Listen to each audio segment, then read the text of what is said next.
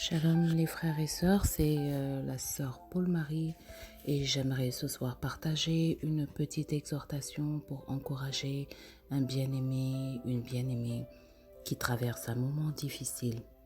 Alors, les temps d'épreuve, les moments de difficulté sont véritablement des moments difficiles que en tant que serviteur de Dieu, en tant que chrétien qui a donné sa vie, qui s'est consacré à Dieu, ce sont des moments qui sont parfois difficiles, je peux dire, à accepter, à comprendre en toute humilité. C'est vrai que on nous a souvent dit que lorsque nous acceptons Jésus dans notre vie, cela ne veut pas dire que nous avons une vie exempte d'épreuves, mais que c'est la garantie de Jésus-Christ dans nos épreuves. C'est vrai qu'on nous le dit, mais il faut reconnaître quand même que la joie d'avoir Christ dans sa vie, de voir ses exploits dans nos vies chaque jour, nous donne un peu, je dirais, de mauvaises habitudes et fait souvent de nous des enfants gâtés parce que la présence du Saint-Esprit en nous remplit de tellement d'assurance, de tellement de paix, de tellement de joie, qu'il nous arrive parfois d'oublier qu'il y aura des temps de persécution, qu'il y aura des tempêtes et que ces temps, on pourra dire prophétiquement, sont nécessaires à notre croissance, à notre formation. Comme il le dit lui-même dans le psaume 144, qu'il exerce nos mains au combat et nos doigts à la bataille. Et cependant, c'est quand même des moments, des situations très difficiles à vivre, même lorsque l'on a le Seigneur, même lorsqu'on a donné sa vie à Dieu, même lorsqu'on sert le Seigneur. Alors ce soir, je voudrais simplement encourager un frère, une sœur qui traverse des moments difficiles au travers de ma méditation sur la vie du roi David. Alors je voudrais te dire que comme David, tu es aussi un roi, une reine, et tu portes même le privilège d'une triple couronne que Jésus-Christ a obtenue par sa mort et par sa résurrection, par l'œuvre parfaite et extraordinaire de la croix. Alors laisse-moi te dire que au roi, on en demande plus. Et la parole de Dieu nous dit que je pense bien que c'est dans Luc 12 au verset 48, la parole de Dieu nous dit que celui à qui on a beaucoup donné, on demandera beaucoup. Et je voudrais te dire que le Seigneur attend beaucoup de toi, de moi, au travers de ces épreuves par lesquelles il nous fait passer. Cela ne veut pas dire que, voilà, il le fait sans cœur et il le fait avec joie. Non, la parole de Dieu nous dit qu'il en coûte au Seigneur de voir mourir les siens. Et je pense que Dieu ne trouve pas un plaisir à nous voir souffrir. Non, mais il y a un challenge qui se passe dans des lieux célestes sur ta vie, comme celui qui s'était passé, qui avait eu lieu sur la vie de Job. Dieu ne veut pas forcément que tu contournes les épreuves. Il veut que tu traverses les épreuves et que tu en triomphes. Et cela dépendra de tes choix, de tes attitudes, de ton état d'esprit, de ta disposition intérieure, de l'état, du potentiel de ton homme intérieur. Et c'est cet homme intérieur en toi que je voudrais encourager ce soir au travers de ma méditation de la vie du roi David. Je voudrais parler à ces rois, à ces reines que j'appelle des Davids, qui sont, comme je pourrais le décrire, des personnes que tout le monde aime, des personnes talentueuses, des personnes belles, audacieuses, intelligentes, des personnes souvent qui sont engagées dans tout ce qu'elles font, des personnes généralement qui sont fidèles dans leurs relations, des personnes qui sont bien entendu remplies de foi en Dieu, des personnes qui savent manifester de la responsabilité, qui ont de la conscience, des personnes qui sont soucieuses du bien-être des gens autour d'elles, qui ont une conscience plus accrue que le commun autour d'elles des responsabilités, qui ont de la joie à partager, à donner, à se mettre au service des autres. Bon, ça ne veut pas dire que voilà, ces personnes que j'appelle des David sont des personnes en fait parfaites. Non, on sait que ça n'existe pas. Mais c'est pour dire que ce sont généralement des personnes qui ont de si grandes qualités qu'on pourrait presque appeler leurs défauts des petits défauts. C'est des personnes qui ont généralement une telle noblesse que on pourrait facilement taire leurs erreurs, leurs défauts. Un peu comme le roi David. Tout le monde sait que le roi David était un homme comme toi, comme moi, qui a eu à faire de graves erreurs. Mais nous retenons beaucoup plus les choses extraordinaires et la relation extraordinaire qu'il avait avec Dieu. On peut dire que David était un homme que Dieu a loué. J'aurais aimé que Dieu parle de moi comme il a parlé de David en disant « Paul Marie est la servante selon mon cœur ». Cependant, je voudrais te dire que le niveau de l'élection correspond à un niveau d'épreuve. Simplement parce que lorsque tu vas passer un doctorat, les épreuves qu'on te donne seront forcément différentes des épreuves que tu avais eues lorsque tu passais simplement ton premier brevet scolaire. Alors, ces personnes donc qui sont remplies de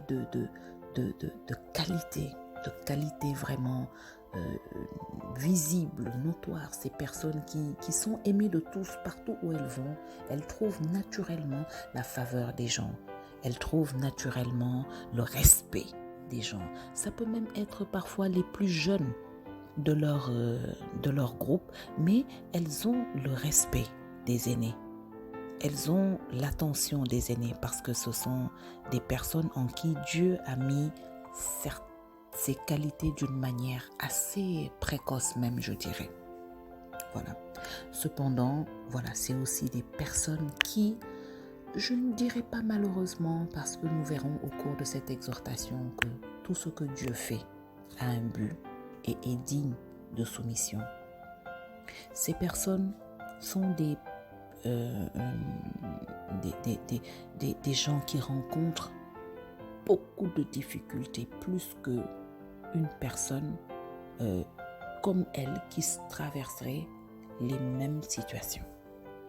Ce sont des personnes qui ont tout le temps l'impression que l'adversité s'attache même à elles.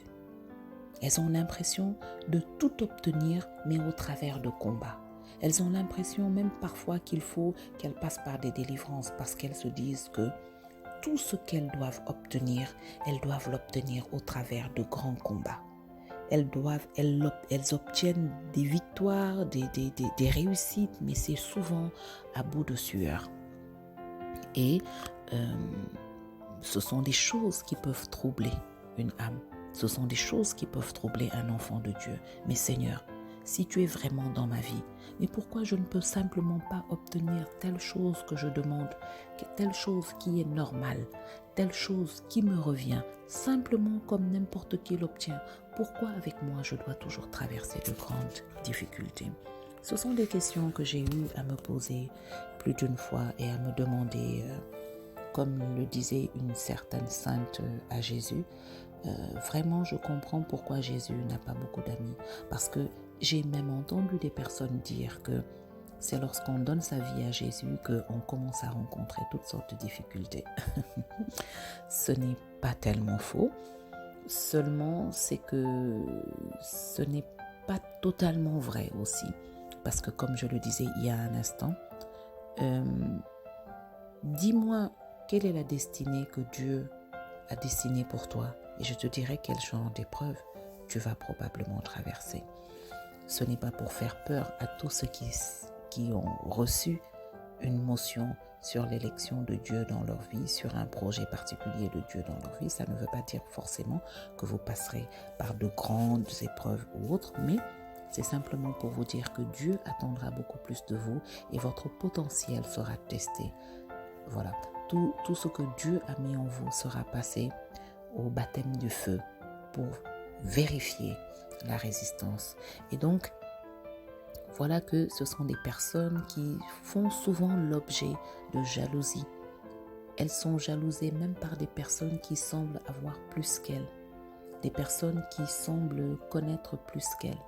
Ce sont des personnes qui se retrouvent dans des situations où, par exemple, elles vont voir des personnes qui sont beaucoup plus grandes qu'elles, mais manifester de l'envie, de la jalousie. Elles sont souvent calomniées pour des choses qu'elles ont bien fait, sur des choses qu'elles n'avaient aucune mauvaise intention. Elles ont souvent tendance à voir les gens se retourner. C'est souvent des personnes qui disent « je fais du bien et on me rend toujours par le mal ». Amen. Ce sont des personnes qui sont souvent seules, qui se sentent seules parce qu'elles ont l'impression que partout où elles vont, le début c'est bien, mais au bout d'un moment, elles commencent par rencontrer de la jalousie et elles sont mises à part. Et ce sont des choses qui peuvent frustrer un enfant de Dieu. Ce sont des choses qui peuvent être frustrantes pour une personne qui a donné sa vie à Dieu. Mais je voudrais ce soir encourager mon frère, ma sœur qui m'écoute pour lui dire: ne te décourage pas. Parce que toutes ces épreuves dans ta vie, peut-être qu'il y en a certaines qui méritent que tu te lèves dans la prière, comme David l'a fait, et nous le verrons. Mais toutes ces choses, en fait, je voudrais te dire qu'elles ne sont pas hors du contrôle de Dieu. La chose essentielle que tu devrais faire, l'attitude, la bonne attitude dans laquelle tu devrais demeurer, c'est de rester dans la confiance en ce Dieu qui veille sur toi, en ce Dieu qui a parlé sur ta vie, en ce Dieu qui a fait des promesses sur ta vie et qui est un Dieu fidèle. Je voudrais te parler de David. David était le dernier de sa famille. Il était le dernier frère d'une série de frères qui étaient des hommes, des soldats, des hommes grands, des hommes beaux, des hommes talentueux, des hommes forts, qui étaient tous enrôlés dans l'armée de Saül. David était celui qui était commis, on va dire, aux tâches domestiques. Il était, lui, chargé de garder le troupeau, donc loin de la maison. Alors, comme le disait un homme de Dieu, il était certainement celui qui ne sentait pas bon, qui était tout le temps avec le troupeau, donc qui sentait le mouton et qui certainement devait être un peu à part de la famille. D'accord? Il passait toutes ses journées à paître le troupeau dans les contrées environnantes. Alors, David était pourtant un garçon beau de figure. Il était intelligent, il était audacieux et il était fort. Alors, il aurait pu réclamer d'être entraîné et de faire partie de l'armée de Saül auprès de ses frères. Mais David vivait quelque chose pendant qu'il gardait le troupeau de son père qui faisait que il n'avait même jamais pensé à rejoindre l'équipe de ses frères. Dieu l'avait volontairement mis à part. Dieu avait volontairement caché ces qualités de David, même aux yeux de sa propre famille. Parce que si Dieu avait révélé ses qualités plus tôt, peut-être que ses frères l'auraient enrôlé dans l'armée avec lui. Mais Dieu a caché toutes ces qualités aux gens. Parce que pendant que Dieu avait mis David à part derrière le troupeau, Dieu était en train de développer avec David une relation particulière. C'était un temps que Dieu avait utilisé pour développer son intimité, sa complicité même, je dirais, avec David. David a connu Dieu d'une manière toute particulière pendant ces temps. D'une manière si particulière, il a développé une amitié, une complicité, un amour avec Dieu. Il a vu Dieu l'utiliser pour tuer des lions avec sa main, pour protéger son troupeau. Il a vécu des expériences seul avec Dieu, qu'il a commencé à chanter les louanges de Dieu, qu'il a commencé à composer des cantiques. Il a été, je peux dire, entraîné par le cœur des anges de l'Éternel même, pour être capable de chanter des cantiques qui avaient de la puissance de repousser les mauvais esprits. Alléluia. Dieu a utilisé ce temps pour développer en David un don, même que peut-être David n'a jamais imaginé, que personne dans sa famille n'avait. Celui de jouer de la lyre. Un don d'adoration qui avait la capacité de repousser les mauvais esprits. Je voudrais te dire que pendant que Dieu semble t'avoir mis au frigo, semble t'avoir mis avec comme un rideau d'indifférence, où tu te demandes, mais Seigneur, à quand ma victoire? Je voudrais te dire de profiter de ce temps où Dieu t'a mis, comme je pourrais le dire, au creux du rocher. Je voudrais te demander de profiter de ce temps pour développer ta relation avec Dieu, ta complicité avec lui, pour entrer si profondément dans sa présence qu'il te permettra de découvrir et de faire éclore ces dons multiples et merveilleux qu'il a enfuis en toi. C'est ainsi que Dieu a gardé David derrière le troupeau jusqu'au temps fixé. Le Seigneur révèle au travers de son serviteur Samuel une de ses pensées. Il dit à Samuel lorsqu'il l'envoie oindre David, « Tu regardes à l'apparence, mais moi le Seigneur, je regarde au cœur. » C'est pourquoi je voudrais te dire, ne laisse pas le découragement ronger ton cœur, parce que ton cœur est ce à quoi Dieu regarde. Et la Bible nous dit dans le livre des Proverbes de prendre soin de notre cœur, car c'est de lui que sortent les sources de la vie. Voici que David est oint ce jour, roi d'Israël. Un jeune homme, nous dit la Bible. Et voici que la Bible nous dit quelque chose de particulier. La Bible nous dit que à l'instant où Samuel prit la corne d'huile, donc 1 Samuel 16 au verset 13, Samuel prit la corne d'huile et il lui donna l'onction au milieu de ses frères. Alléluia, au nom de Jésus-Christ. Le Seigneur te distinguera au milieu de tes frères, au nom de Jésus. Et la Bible nous dit, et l'Esprit du Seigneur fondit sur David à partir de ce jour. Depuis l'instant où tu as donné ta vie à Dieu, depuis l'instant où tu l'as accepté, tu as accepté le Seigneur Jésus-Christ comme ton Seigneur et Sauveur, et que tu as consacré ta vie à Dieu, je voudrais te dire que l'Esprit de Dieu a pris le contrôle de ta vie depuis ce jour. Et notre Dieu n'est pas un Dieu qui rompt son alliance. Alors je voudrais te dire qu'à partir de cet instant où l'Esprit de Dieu a pris le contrôle de la vie de David, David est devenu une autre personne. Est-ce que cela veut dire qu'il n'a plus eu de difficultés? Oh non! C'est même d'ailleurs à cet instant que tout son calvaire a commencé.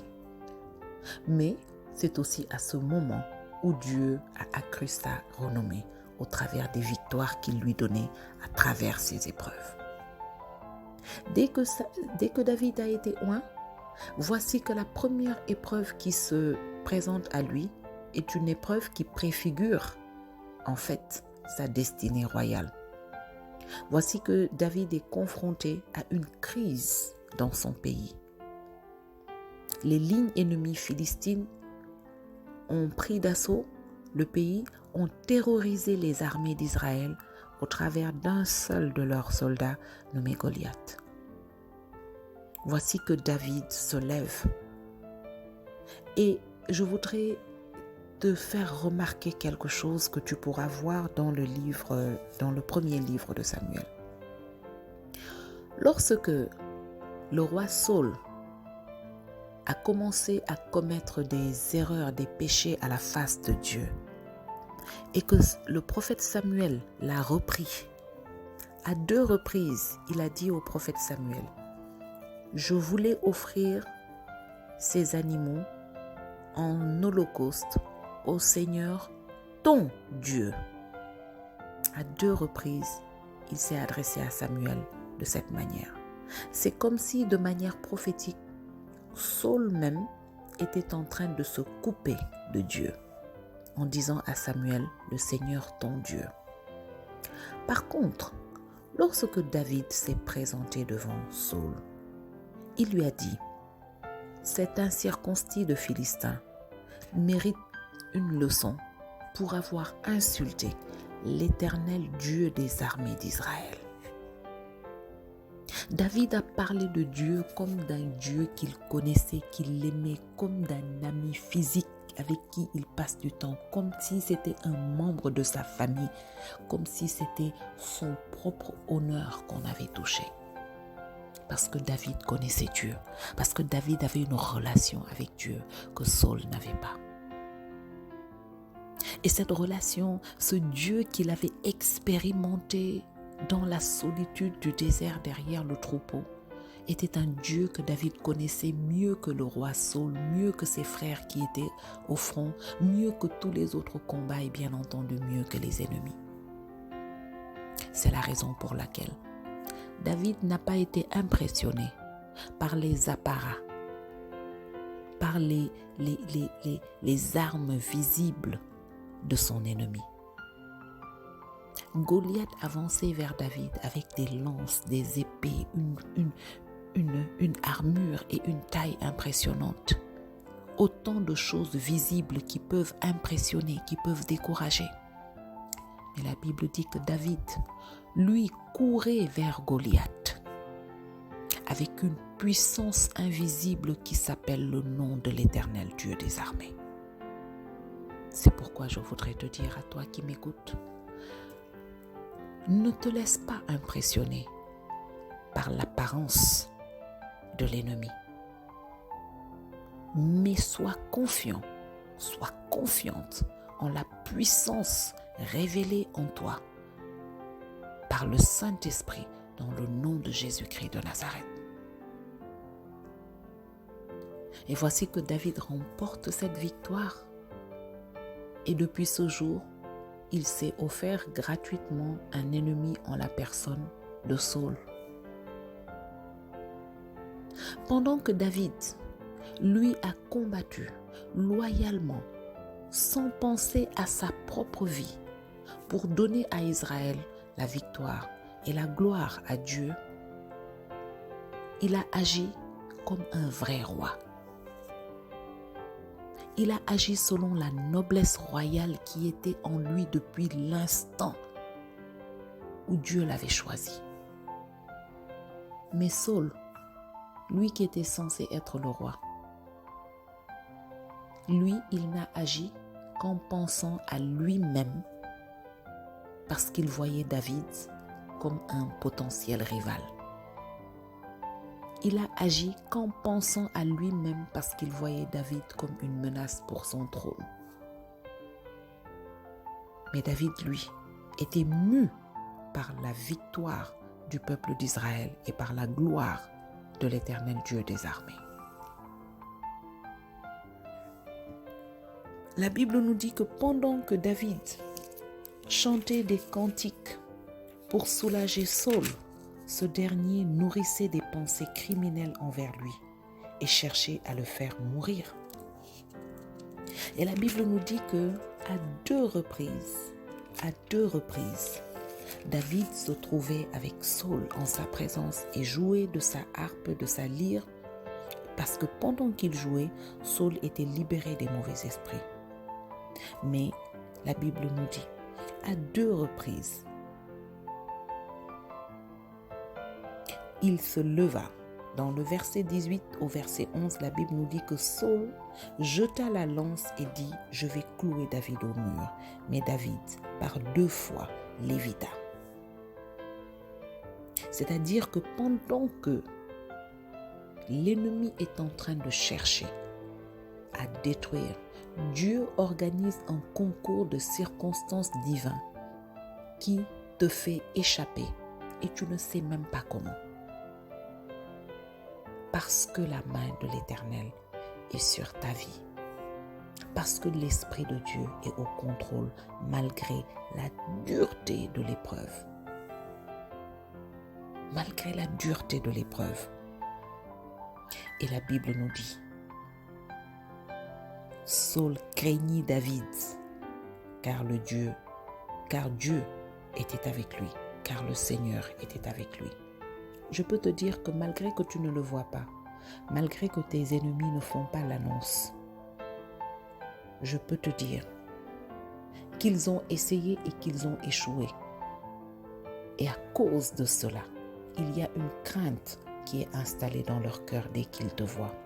Parce que chaque fois qu'ils rentrent le soir et qu'ils vont travailler contre toi dans les ténèbres, ils espèrent ne pas te voir le matin, mais lorsqu'ils arrivent, tu es la première personne qui leur souhaite le bonjour. Alléluia.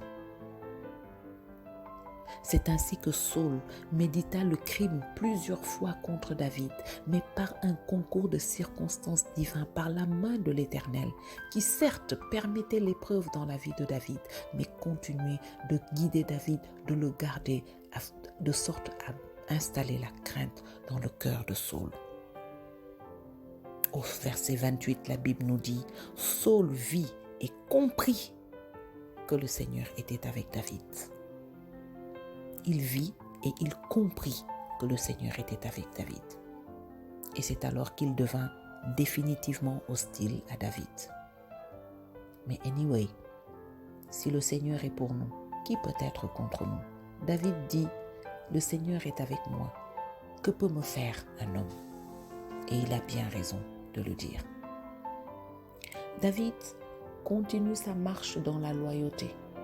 Il continue de servir Saul sans se targuer d'avoir reçu l'onction. Parce que finalement, la Bible ne nous dit-elle pas que le royaume de Dieu ne consiste pas en paroles, mais en puissance. Et David l'a bien manifesté. Malgré qu'il savait qu'il avait été oint, il savait pourquoi. Il savait l'élection qu'il y avait sur sa vie.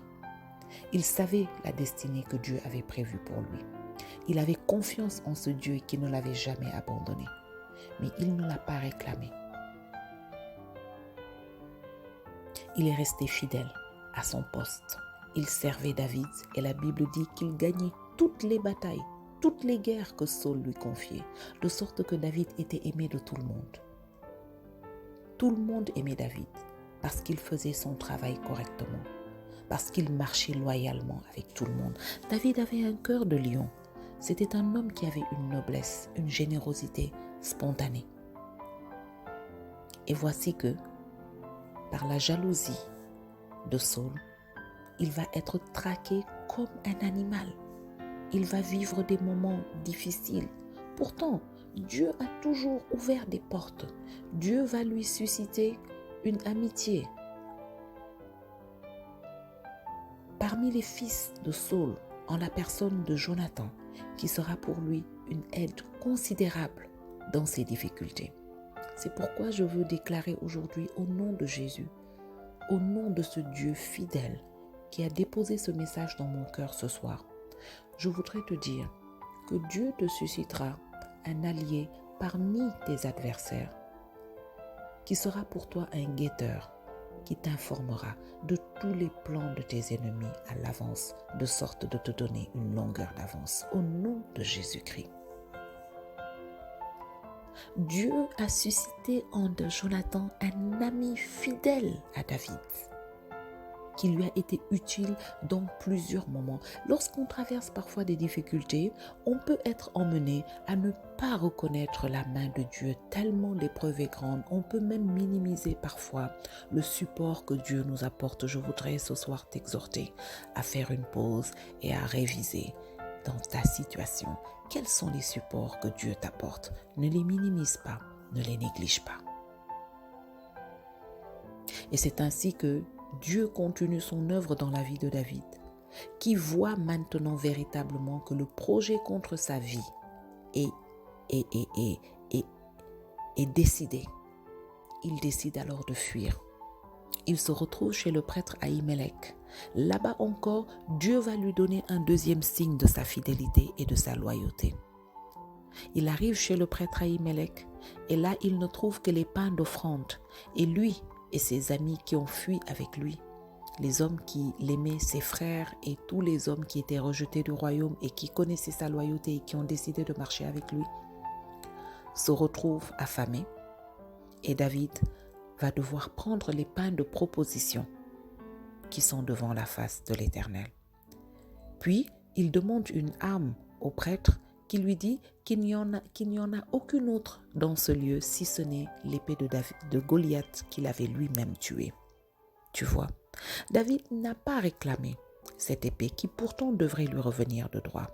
Mais lorsque le temps est arrivé, Dieu a remis entre ses mains ce qui de droit lui revenait. Parce que notre Dieu est un Dieu de justice. Ne réclame pas ce que l'ennemi t'a arraché injustement. Ne t'en fais pas pour ça. Au moment fixé, Dieu ramènera ça dans ta main de sorte à ce que cela serve de témoignage. Et voici que l'épée de Goliath revient maintenant dans la main de David. Et c'est désormais avec cette épée qu'il va se défendre. David se met à fuir partout. Il rencontre de la trahison à tous les niveaux. Partout où il va se cacher, il y a toujours une personne qui vient le dénoncer, qui dit à Saul, il est à tel endroit. Saul se lève et le traque. Au bout d'un moment, lorsqu'on lit la parole de Dieu, mais on se demande, mais est-ce que Saul là, il ne va pas s'arrêter un moment et se demander, mais au fait, pourquoi je le traque? Il a fait quoi? Son propre fils lui a demandé, mais qu'est-ce que David a fait pour que tu le traques comme un animal? Et il a voulu tuer son propre fils à cause de ça. Pour vous dire à quel point la jalousie, la méchanceté contre lui était âpre. Durant cette profonde période d'épreuve, David a écrit certains psaumes que je vais t'inviter à méditer. Il a écrit le psaume 7, qui est une prière pour demander à Dieu de faire justice parce qu'il ne comprenait pas ce qui lui arrivait. Cet homme, je lui ai fait du bien. Je continue d'avoir dans mon cœur des sentiments loyaux envers lui comme étant le roi, oint par Dieu. Mais pourquoi il me traque? Pourquoi il veut ma mort? David a crié vers Dieu dans le psaume 27 en appelant Dieu sa forteresse. Parce qu'il trouvait refuge uniquement en Dieu. Il criait à Dieu, il demandait à Dieu sa protection dans le psaume 31. Dans le psaume 34, il implore de le délivrer, car il appelle Dieu le délivreur, celui qui délivre les justes. David dit au Seigneur dans le psaume 141, « Ne me laisse pas tomber dans le péché et préserve-moi des méchants, des pécheurs. » Il appelle Dieu dans le psaume 56, dans le psaume 120. Il lui demande de faire régner sa vérité et sa paix. Je voudrais t'exhorter à bien méditer ces psaumes et à voir l'agencement de la prière de David. David crie à Dieu. David présente la situation qu'il vit à Dieu, c'est-à-dire les œuvres de ses ennemis à Dieu. Puis David rappelle à Dieu sa fidélité, ses promesses, et lui fait une confession qu'il a confiance en lui, qu'il ne s'écartera jamais de lui parce qu'il sait qu'il est le Dieu qui le sauve. On retrouve dans tous ces psaumes les mêmes mots. Seigneur, tu es mon refuge. Seigneur, en toi je me réfugie. Seigneur, en toi je me réfugie. Mon refuge, ma forteresse, mon abri. Voici les mots que l'on retrouve dans tous ces psaumes, qui traduisent le désespoir de David. Le désespoir, c'est-à-dire il ne sait plus où donner de la tête. Ensuite, on retrouve dans tous ces psaumes l'exposé de la situation, qui est partout les mêmes. Seigneur, paye à mes ennemis l'ingratitude qu'ils ont. Je leur ai fait du bien, ils m'ont rendu le mal. Mais toi, Seigneur, tu n'es pas aveugle. Et David parle de son Dieu. Tu es le Dieu qui a fait le ciel et la terre. Tu es un Dieu vivant. Je sais que tu n'abandonnes pas. Tu es le Dieu qui défend la cause des justes. L'impie ne peut pas demeurer devant toi. Et moi, je te chante. Moi, je cherche ton nom. Moi, je cherche ta face parce que tu es le Dieu qui me fait du bien. Je t'invite à prier comme David et à rester dans la loyauté, dans l'honnêteté, dans la vérité. Et cela te procurera la paix et la confiance. Je voudrais te parler de David dans le chapitre 23 du premier livre de Samuel, un peu pour terminer là. Ça va être la descente de mon exhortation. Dans le 23e chapitre du premier livre de Samuel, la Bible nous parle d'une énième épreuve de David pendant sa fuite dans cette traque injuste de Saul. La Bible nous dit que David était arrivé dans une contrée qui s'appelait Keïla. Et là, il vient et il voit que les Philistins avaient fait un raid contre cette ville pour la dépouiller. Mais dans son grand élan de cœur, David décide de défendre les habitants de Keïla. Il va même, il interroge Dieu et Dieu lui dit « Vas-y, bats-toi contre les Philistins et sauve les habitants de Keïla parce que je vais livrer les Philistins entre tes mains. » Les hommes de David lui disent « Ici en Juda, nous avons peur. Et que sera-t-il si nous allons à Keïla contre les lignes philistines ?» C'est pour lui dire « David, toi, tu connais pas le problème. Hein? Toi, nous, on a assez de problèmes ici. Toi, tu vas encore aller prendre le problème de quelqu'un d'autre. Pardon. Si en Juda, là où nous on appartient, là où nous on habite même, on a des problèmes là-bas. Toi, tu veux qu'on vienne jusqu'à Keïla pour prendre la palabre des autres. Mais le grand cœur de David l'emmène à interroger Dieu une autre fois. Et Dieu lui dit, « Vas-y, je livre les Philistins entre tes mains. » Et comme d'habitude, dans sa grande confiance en Dieu, qui ne faillit pas, David monte contre les Philistins. Et la Bible dit qu'il leur inflige un coup dur. Et ce jour-là, au verset 5, la Bible nous dit, David avec ses hommes partit pour Keïla et attaqua les Philistins. Il emmena leurs troupeaux et leur porta un coup très dur. David sauva donc les habitants de Keïla. David les a sauvés. Mais voici ce qui se passe quelques lignes plus tard. Quelqu'un avertit Saul que David est réfugié à Keïla. Et voici que Saul se lève et décide de prendre tous ses hommes pour descendre à Keïla pour en finir avec David. Et là, dans un autre sursaut de désespoir, David interroge Dieu et lui demande, « Seigneur, est-ce que ce que j'ai entendu est vrai? Saul est en train de descendre contre ton serviteur pour me tuer et détruire toute la ville de Keïla? » Le Seigneur lui dit oui. Il descendra. Ah! Et David lui dit encore, mais même s'il descend, est-ce que les habitants de Keïla, est-ce que les bourgeois, c'est-à-dire la noblesse, les gens vrais, les dirigeants, les gens qui sont censés être vraiment les nobles de cette ville, qui ont vu ce que j'ai fait, est-ce que ils me livreront à Saul? Le Seigneur répond simplement, est-ce qu'ils me livreront, moi et mes hommes, aux mains de Saul? Et le Seigneur lui répond simplement, oui, ils te livreront. Lorsque j'ai lu cette partie, j'avoue que mon humanité a bougé, a été troublée. Je me suis dit, ah Seigneur, David, il est loin. Il est ton loin, c'est lui qui a reçu l'onction. C'est lui qui est, comme on dirait, théoriquement le roi maintenant. Tu permets toutes ces épreuves dans sa vie alors qu'il n'a pas cessé de montrer de la loyauté à cet homme qu'il était capable pourtant de tuer peut-être un jour qu'il s'est retrouvé seul avec lui.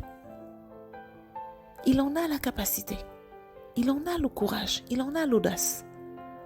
Mais tu vois que cet homme garde sa loyauté. Cet homme continue de crier à toi.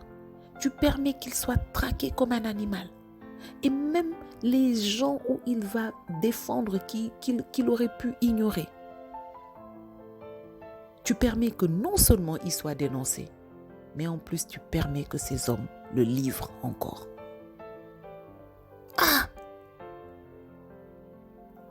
Pendant que je suis en train de lire ça, je voudrais te dire que quel que soit le désespoir, le découragement, la profondeur de l'épreuve que tu es en train de traverser, ce soir je viens t'annoncer qu'elles ne sont pas inconnues à Dieu, que le Seigneur ne t'a pas oublié, mais que tout cela contribue à son plan parfait. Parce qu'aux grandes épreuves, il est accordé une grande victoire. Parce que celui qui combat avec toi et pour toi, c'est un grand Dieu. Alléluia. Et la Bible dit que David se leva encore et partit. Et dans cette fuite, pas la dernière, mais dans cette fuite ultime encore, maintenant, Dieu va mettre David au plus haut point de cette épreuve. Le test que j'appelle ultime. Le test ultime. Il met Saul entre les mains de David dans la grotte. Et là, David a l'occasion de l'exterminer. David a l'occasion de l'humilier avec tous ces hommes, d'en finir avec lui. Mais David, la Bible nous dit que David lui-même parla à ces hommes en leur disant: je ne porterai pas la main sur lui, car il est le Messie du Seigneur. Et la Bible nous dit au verset 8, au chapitre 24, verset 8, que par ces paroles, David arrêta net l'élan de ces hommes et ne leur permit pas de se jeter sur Saul.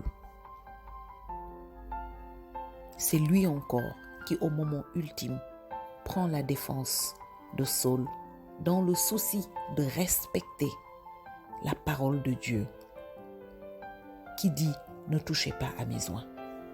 David continue de respecter l'onction de Dieu sur la vie de Saul malgré qu'il est rejeté par Dieu. Même s'il ne le savait certainement pas. Mais Saul voit bien que David lui a épargné la vie. Il se lève et il s'en va. Mais David fait quelque chose que j'ai beaucoup aimé et que je vais t'exhorter à ne pas rater. Plusieurs enfants de Dieu, serviteurs de Dieu, ratent des occasions de pouvoir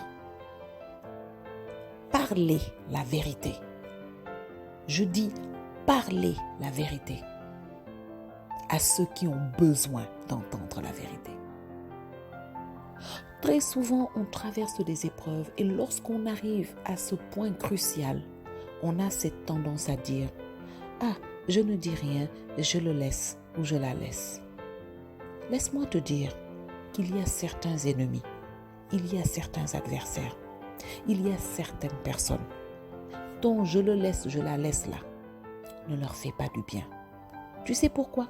Parce qu'ils demeurent les mêmes méchantes personnes, les mêmes personnes sans scrupules, les mêmes personnes sans cœur, sans sagesse. Il y a des moments où la voix de la vérité doit s'élever. Il y a des moments où nous devons permettre à l'Esprit de Dieu de parler à certaines personnes au travers de notre douleur, au travers de notre déception, pour transpercer le cœur de ces personnes une fois et permettre à l'Esprit de Dieu de rentrer dans ces cœurs et de faire un travail. Ne rate pas une occasion où tu peux exhorter un enfant de Dieu qui agit mal par ta vérité. Non, je ne lui dis rien. Non, ce n'est pas la peine. Eh bien, laisse-moi te dire que ce n'est pas toujours la bonne solution. Lorsque tout est fini, que tu as tout supporté et que Dieu te donne l'occasion d'en finir avec ton ennemi, tu décides que tu n'en finis pas. Mais moi, je peux te dire aujourd'hui qu'en fait, Dieu te donne l'occasion, pas d'en finir avec la personne, mais d'en finir avec l'esprit mauvais qui est derrière lui, en lui parlant une parole d'autorité, de vérité et de puissance. Et à ce moment, la Bible nous dit que David sortit de la grotte après Saul. Il aurait pu dire, ouais, je le laisse, j'ai coupé son habit, il a bien vu que je pouvais le tuer, mais que je ne l'ai pas fait, mais je le laisse. Non, la Bible nous dit qu'il sortit, il interpella Saul. Et là, il dit à Saul tout ce qui est dans son cœur, la vérité selon Dieu. Il lui dit, je t'ai fait du bien et tu me l'as rendu en mal. Qu'est-ce que je t'ai fait pour que tu t'acharnes ainsi sur moi? Vois toi-même, tu étais à ma merci. J'aurais pu te tuer, mes hommes auraient pu te tuer, mais j'ai respecté l'onction de Dieu sur ta vie. Et David lui dit ceci, mais cependant, la méchanceté que tu déploies contre moi, sans cause, que le Seigneur soit juge entre toi et moi. Je ne t'ai toujours fait que du bien, et aujourd'hui je t'en ai donné la preuve. Mais que le Seigneur soit juge entre toi et moi. À partir de ce moment, laisse-moi te dire l'œuvre extraordinaire de Dieu lorsque la vérité est relâchée de la bouche d'un enfant de Dieu. La Bible nous dit qu'à cet instant, Saul a pleuré. Parce que la puissance de la vérité a soumis l'esprit de jalousie, de méchanceté, d'orgueil, d'injustice qui prônait en lui. Alléluia. Et la Bible nous dit qu'à partir de ce moment, il tomba à terre et il dit à Saul, et il dit du moins à David, tu es meilleur que moi en fait. Parce qu'effectivement, tu m'as fait du bien et je te l'ai rendu en mal. Tu es plus juste que moi. Et toi, tu m'as manifesté aujourd'hui la bonté avec laquelle tu as agi envers moi. Il lui dit, c'est que le Seigneur m'avait remis entre tes mains et tu ne m'as pas tué. Et Saul lui-même lui dit, quand un homme rencontre son ennemi, le laisse-t-il poursuivre tranquillement son chemin? Écoute ce que Saul dira à David après l'avoir traqué injustement. Il lui dit, que le Seigneur te récompense pour ce que tu m'as fait aujourd'hui. Et voici la phrase que j'aimerais que tu retiennes. Au verset 21 du chapitre 24, Saul dit à David, « Maintenant je le sais, tu seras roi, et la royauté d'Israël restera entre tes mains. » Alléluia. Je voudrais te dire ce soir, bien-aimé de Dieu, toi, roi David, toi, roi oint par la mort et la résurrection de Jésus-Christ, que le Seigneur, dans sa puissance, dans sa justice, dans sa bonté et dans sa fidélité, fera confesser tes ennemis, comme Saul a confessé devant David. Je voudrais te dire au nom de Jésus-Christ que tes ennemis reconnaîtront ton élection et se soumettront devant ton élection, au nom de Jésus-Christ. Saul a dit à David, maintenant je le sais, c'est-à-dire que la noblesse de David, la justice de David, la loyauté de David, la vérité qui était en David, était si flagrante, était si forte que même Saul, dans toute sa jalousie, ne pouvait pas la retenir. C'était plus fort que lui. Il l'a confessé. Il l'a confessé. Et ce jour-là, devant Dieu et devant les hommes de David, il a reconnu la suprématie de David sur lui. Suprématie sur tous les domaines. Spirituel, physique, social, intérieur. Parce que David a montré qu'il avait véritablement un potentiel de roi. D'un roi. Et Saul lui dit même, après avoir vu tout cela, en un instant, il lui dit, je sais que la royauté d'Israël restera entre tes mains. Ça veut dire que il lui dit là, tu as la capacité de tenir Israël, là où moi-même j'ai échoué. Au nom de Jésus-Christ, tes ennemis confesseront ça. C'est pourquoi je t'exhorte à prendre les bonnes décisions et les bonnes attitudes. Ne te laisse pas toujours entraîné par ce que les autres disent. Reste à l'écoute de ton Dieu dans cette intimité que tu as développée avec lui. Parfois, tu auras besoin de laisser aller. Parfois, tu auras besoin de sourire. Parfois, tu auras besoin de te retirer et de pleurer dans la présence de Dieu. Parfois, tu auras besoin de laisser ton cœur s'épancher et de parler à Dieu comme cet ami qu'il est pour toi. Mais laisse-moi te dire que parfois, tu auras besoin de te tenir debout et de déclarer la vérité de Dieu à quelqu'un qui a besoin de l'entendre. Et à ce moment, il faudra que tu saches que beaucoup te diront que la bonne attitude d'un enfant de Dieu, d'un serviteur de Dieu, c'est de se taire et de laisser aller. Non, il y a un temps pour tout, une attitude pour tout. Et c'est celui qui sait se soumettre à Dieu, c'est celui qui est sensible à Dieu, qui sait à quel moment faire quoi. Certaines personnes rateront cet instant. Si David n'avait pas parlé du moins à Saul comme il l'a fait à cet instant, Saul serait sorti de cette grotte, serait parti se reposer un instant et serait revenu encore à l'assaut. Et il n'aurait jamais confessé de sa bouche ce qu'il a eu à confesser. Mais laisse-moi te dire qu'à cet instant précis, David a fait ce qu'il fallait faire. Et ma prière pour toi en ce soir, c'est que tu sois revigoré, restauré, ravivé dans ta relation avec le Seigneur, de sorte que quelles que soient les larmes qui inondent tes yeux, quelles que soient les épreuves que tu traverses, quel que soit le désespoir, le découragement qui ont pu traverser ton âme, ce soir, je prie que l'Esprit de l'Éternel Dieu vienne réveiller l'homme intérieur en toi, le mettre debout et te donner la capacité de pouvoir encore entendre, d'être sensible à la voix de l'Éternel et que ton âme se soumette à ses recommandations, de sorte que tu puisses parler, même fuir quand il le faudra, de sorte que tu puisses te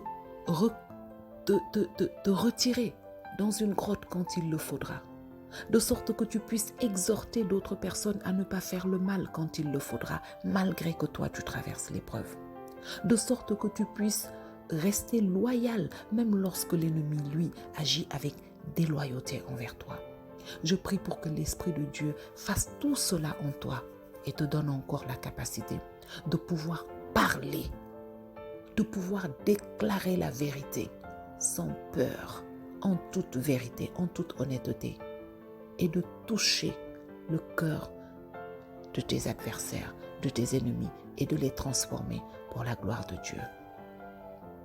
Je prie que cet audio te trouve dans la paix, qu'il te fasse du bien et qu'il te permette de faire du bien à quelqu'un d'autre au nom de Jésus-Christ de Nazareth. Sois richement béni. Amen.